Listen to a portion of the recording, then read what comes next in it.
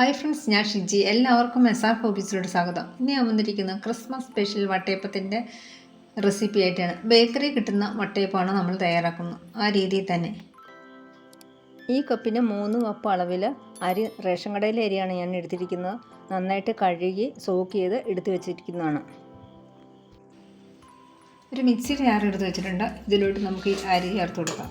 ഞാൻ 2 ട്രിപ്പായിട്ടാണ് അരച്ചെടുക്കുന്നത്.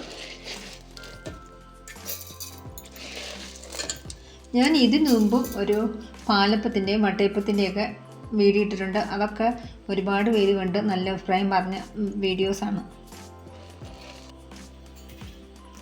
ആ സെയിം കപ്പിന് 1 കപ്പ് വെള്ളം നമ്മൾ ഒഴിച്ചു കൊടുത്തിട്ടുണ്ട്. ഇത്തിരി വെള്ളം കൂടെ ഒഴിച്ച് നമുക്ക് നന്നായിട്ട് അരച്ചെടുത്തുകൊണ്ട് വരാം. നല്ല സ്മൂത്തായിട്ട് തന്നെ അരച്ചെടുത്തുകൊണ്ട് വന്നിട്ടുണ്ട്. നമുക്ക് വലിയൊരു ബൗളിലോട്ട് ഒഴിച്ചു കൊടുക്കാം. ആയിട്ട് ഞാൻ അരി അരച്ചെടുത്തിട്ടുണ്ട്.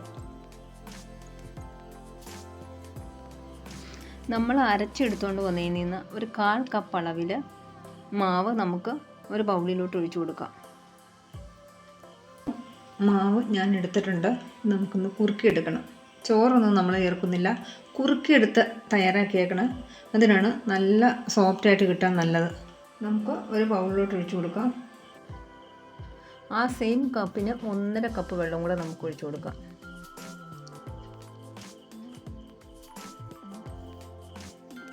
ഒന്നര കപ്പ് വെള്ളം ഞാൻ ഒഴിച്ചു കൊടുത്തിട്ടുണ്ട്. ഫ്ലെയിം ഓണാക്കി കൊടുത്തിട്ടുണ്ട്. നമുക്കൊന്ന് കപ്പി കാച്ചിയെടുക്കാം. പെട്ടെന്ന് തന്നെ റെഡി ആയിട്ടുണ്ട്. കുറഞ്ഞ ഫ്ലെയിമിലാണ് ഞാൻ ഇട്ട് കൊടുത്തത്. എന്നിട്ട് തന്നെ നമുക്ക് ഫ്ലെയിം ഓഫ് ചെയ്യാം. ഇത് തണുക്കാൻ വേണ്ടി നമുക്ക് ഫാനിൻ്റെ ഉള്ളിലോട്ട് മാറ്റി വയ്ക്കാം. അടുത്തായിട്ട് ഇത്രയും തേങ്ങ എടുത്ത് വെച്ചിട്ടുണ്ട്. മിക്സിയുടെ ജാറിലോട്ട് 3 ഏലക്ക എടുത്തിട്ടുണ്ട്. ഇതിൻ്റെ കുരു നമുക്ക് ചേർത്ത് കൊടുത്തിട്ടുണ്ട്. നമ്മൾ കപ്പി കാച്ചി എടുത്തുകൊണ്ട് വന്ന് നമുക്ക് ഇതിലോട്ട് ആക്കി കൊടുക്കാം. ഇനി നമുക്ക് ഈസ്റ്റ് ചേർത്ത് കൊടുക്കാം. അല്ലെങ്കിൽ തേങ്ങാ വെള്ളം പുളിപ്പിച്ച് ചേർത്ത് കൊടുത്താലും മതി. ഇതിനു മുമ്പ് ഞാൻ അങ്ങനെയാണ് ചെയ്തേക്കണേ. അപ്പം ഞാനിപ്പോൾ ഈസ്റ്റാണ് ചേർത്ത് കൊടുക്കുന്നത്. കുറച്ചാണ് ഈസ്റ്റ് ചേർത്ത് കൊടുക്കുന്നുള്ളൂ. രാത്രിയിലാണ് തയ്യാറാക്കി വെക്കുന്നത്. അതുകൊണ്ട് തന്നെ കുറച്ച് വെള്ളം കൂടെ ഒഴിച്ച് നമുക്കൊന്ന് അടിച്ചെടുത്തുകൊണ്ട് വരാം. ഞാൻ നന്നായിട്ട് അടിച്ചെടുത്തുകൊണ്ട് വന്നിട്ടുണ്ട്. തേങ്ങ നന്നായിട്ട് അരിഞ്ഞില്ലെങ്കിലും വിഷയമൊന്നുമില്ല. ചെറുതായിട്ടൊന്ന് കടിക്കാൻ കിട്ടുവാണെങ്കിൽ നല്ല ടേസ്റ്റ് തന്നെയാണ്. നമുക്കിത് കുറച്ച് ഇതിലോട്ട് ഒഴിച്ചു കൊടുക്കാം.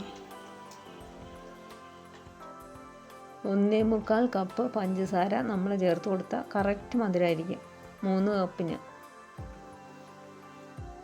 ഇതും കൂടെ ചേർത്തതിന് ശേഷം നന്നായിട്ട് അടിച്ച് നമുക്ക് ഈ മാവിലോട്ട് ചേർത്ത് കൊടുക്കാം. പഞ്ചസാരയും കൂടെ ചേർത്ത് നന്നായിട്ട് അടിച്ചെടുത്തുകൊണ്ട് വന്നിട്ടുണ്ട്. ഈ ഒരു കൺസിസ്റ്റൻസിയിലാണ് ഞാൻ ആക്കിയെടുത്തേക്കണേ. മധുരം ബാലൻസ് ആവാൻ വേണ്ടി ഒരു പിഞ്ച് ഉപ്പും കൂടെ നമുക്ക് ചേർത്ത് കൊടുക്കാം. ഈ ഒരു കൺസിസ്റ്റൻസിയിലാണ് വേണ്ടത്. ഒത്തിരി തിക്കായിട്ടുള്ള ബാറ്റർ ആവാതിരിക്കും നല്ലത്. നമുക്ക് പൊങ്ങാൻ വേണ്ടി മാറ്റി വയ്ക്കാം. ഓരോ ക്ലൈമറ്റിനനുസരിച്ച് വ്യത്യാസം വരും. നമ്മുടെ അപ്പത്തിൻ്റെ മാവൊക്കെ നന്നായിട്ട് വേർത്ത് കിട്ടിയിട്ടുണ്ട്. ഒത്തിരി വേർത്തിട്ടുമില്ല. നമ്മൾ വെച്ചപ്പോൾ ഒരു ലൂസ് പരുവത്തിലായിരുന്നു. ഉണ്ടോ? ഇപ്പം നല്ല അത്യാവശ്യം തിക്ക് ബാറ്ററായിട്ട് തന്നെയാണ് കിട്ടിയേക്കുന്നത്. നമുക്കിപ്പോൾ തന്നെ തയ്യാറാക്കാം. അതിനു വേണ്ടി ഞാൻ ഒരു ഇഡ്ഡലി പാത്രം ചൂടാക്കാൻ വെച്ച് കൊടുത്തിട്ടുണ്ട്. അതിലോട്ട് ഒരു പ്ലേറ്റിൽ കുറച്ച് എണ്ണ തടവി എടുത്ത് വെച്ചിട്ടുണ്ട്. ഇനി നമുക്ക് ഇതിലോട്ട് മാവ് ഒഴിച്ചു കൊടുക്കും.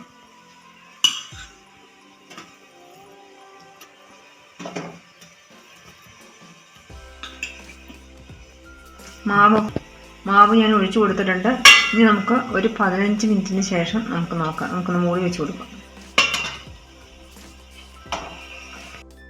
നമ്മുടെ അപ്പം റെഡി ആയിട്ടുണ്ട്. നമുക്ക് ഇനി എടുക്കാം. ഈ ഒരളവിൽ 3 അപ്പമാണ് ഞാൻ റെഡിയാക്കി എടുത്തിരിക്കുന്നത്. നല്ല സോഫ്റ്റ് ആയിട്ടുള്ള അപ്പമാണ് നമ്മളെ റെഡിയാക്കിയിരിക്കുന്നത്. അപ്പം ഇതുവരെ ശരിയാവാത്തവർ ഈ രീതിയിലൊന്ന് ഫോളോ ചെയ്താൽ മാത്രം മതിയാവും. അപ്പം ഞാൻ കട്ട് ചെയ്ത് വെച്ചിട്ടുണ്ട്. നല്ല സോഫ്റ്റായിട്ട് നല്ല പഞ്ഞ് പോലെ ഇരിക്കുന്ന അപ്പം. ഈ വീഡിയോ നിങ്ങൾക്ക് ഇഷ്ടപ്പെട്ടാൽ ചാനൽ സബ്സ്ക്രൈബ് ചെയ്യാൻ മറക്കരുത്. അതുകൂടാതെ ലൈക്ക് ചെയ്യാൻ, ഷെയർ ചെയ്യാൻ, കമൻറ്റ് ചെയ്യാൻ മറക്കരുത്. അടുത്ത നല്ലൊരു വീഡിയോ ആയിട്ട് നമുക്ക് വീണ്ടും കാണാം. Thanks for watching.